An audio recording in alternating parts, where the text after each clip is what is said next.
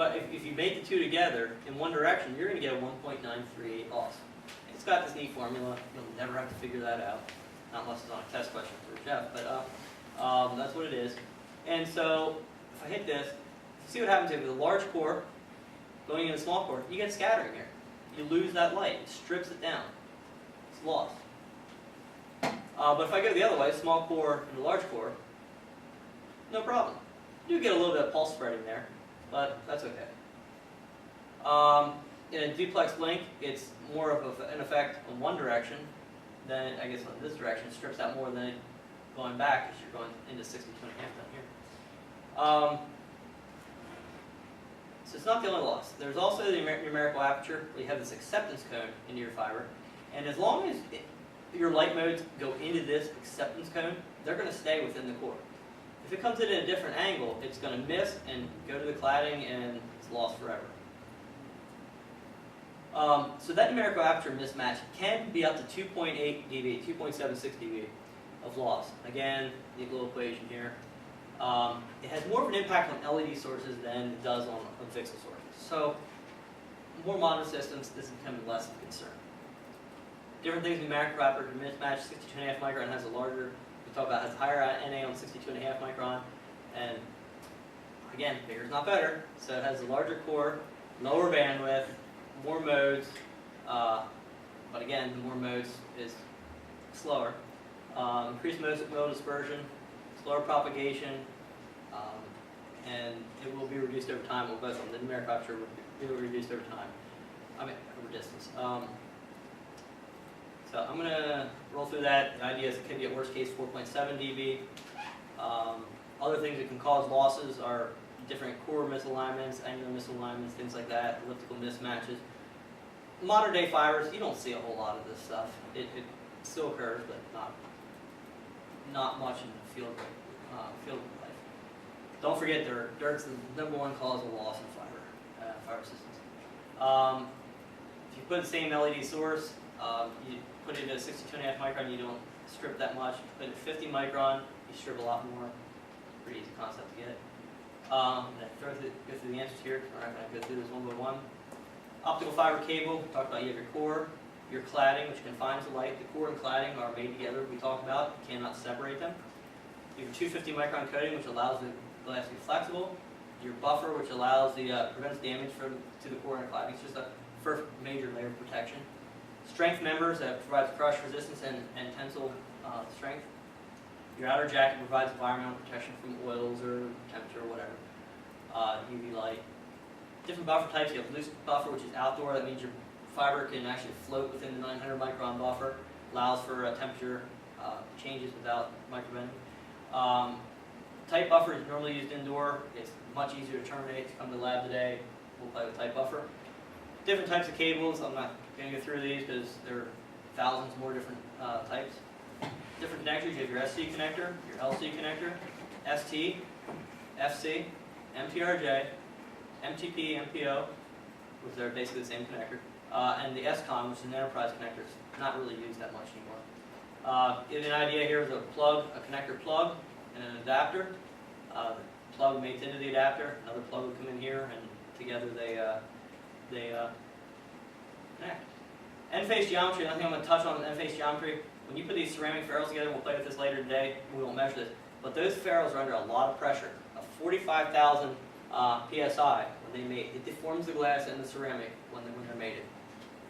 I'm going to skip over the back reflection part. Light just does reflect, and at an angle it's going to go out, but it makes a difference if it's mated or unmated. Polarity, I think I talked about this before. It's the idea of just simply, we want to make sure that we get transmit to receive, don't have any crosses. Safety. Nothing else. Let's remember the safety. You're never going to eat, drink, or smoke while you're terminating fiber. They can all cause problems. Watch out for the bare glass. Again, it's sharp. It will get in you. It will break off inside of you. You have to get it out.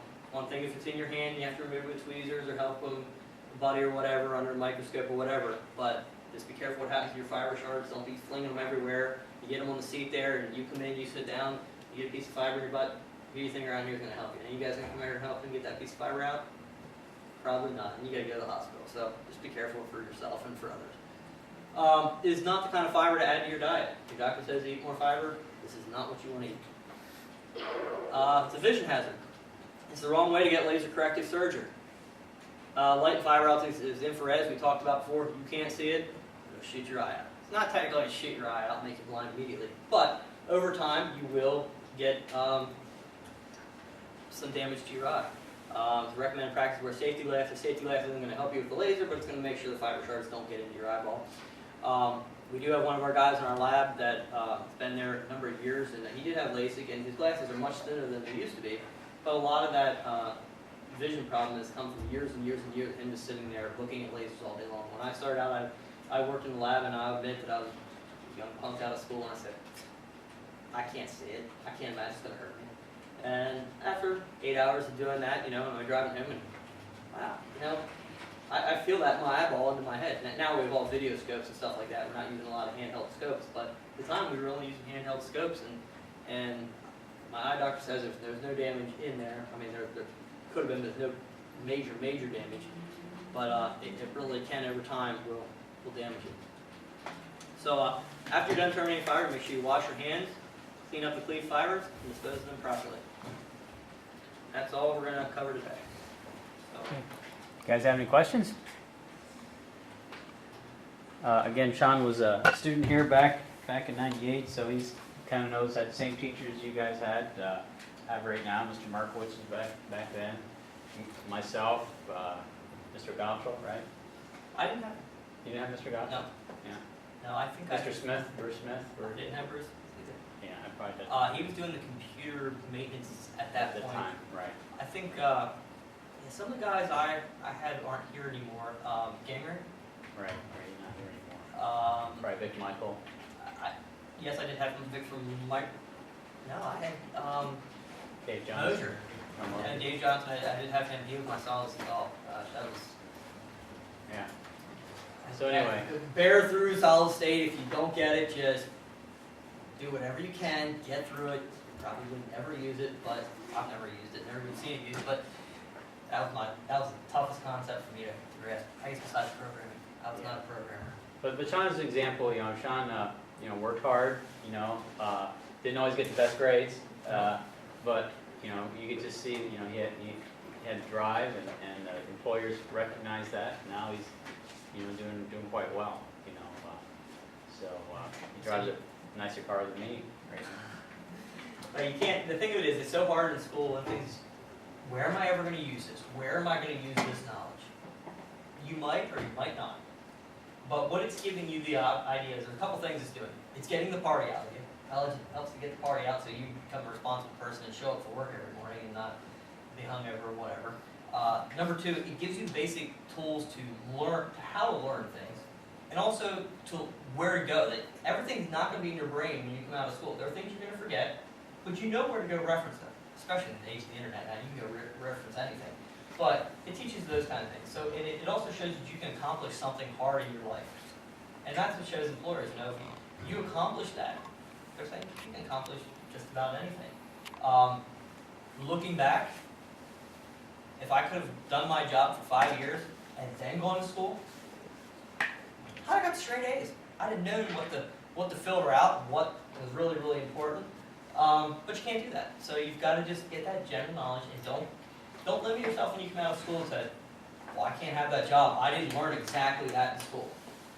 You've got the core structure. You're learning the basics here that are going to get you to move further and be successful.